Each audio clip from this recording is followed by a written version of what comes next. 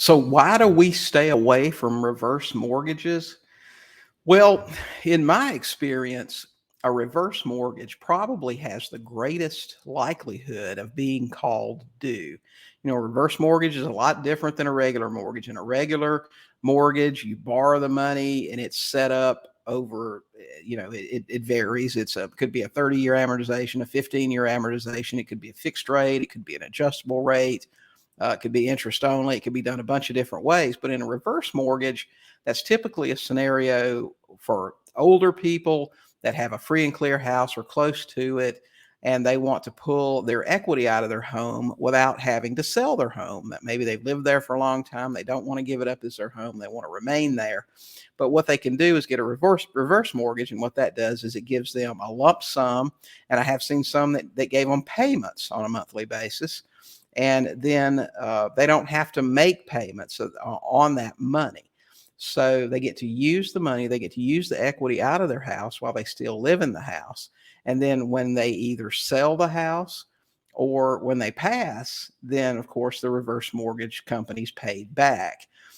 They're generally considered not a good investment tool.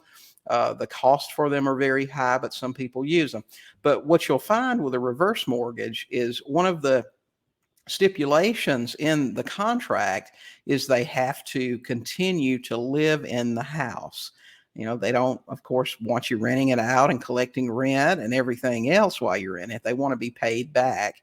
So they will send inspectors by at least once. I've seen some do it twice a year, to knock on the door, look at a driver's license, verify occupancy of who's in the house. So that's at least one, maybe two, maybe more opportunities every year for the mortgage company to determine whether or not the rules are being followed. Now, they don't send due on sale police out to knock on every house across the country and make sure that the same people own the house, so there's not a due on sale issue. But with a reverse mortgage, they definitely send people out to do that.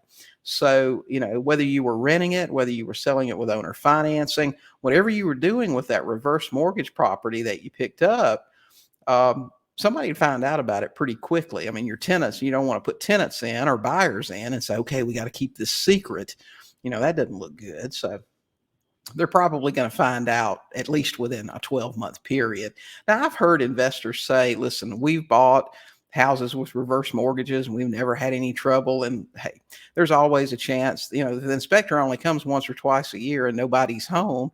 Nobody will get caught. Or you could live in the house, and of course you would know what was up if the inspector walked to the door, and you could refuse to show an ID or whatever the case may be. Or you could say, well, Tom or Sally, they're not here right now. I mean, there's ways around it if you were going to live in it, but as a rule, we're not going to live in all these houses.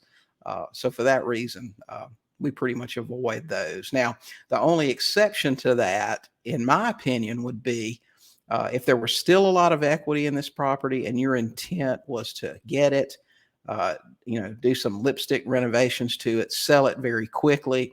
If I were going to hold it for less than 6 months, I probably wouldn't have too many problems with doing that. But otherwise, as a long-term investment strategy, I would definitely say no to a reverse mortgage.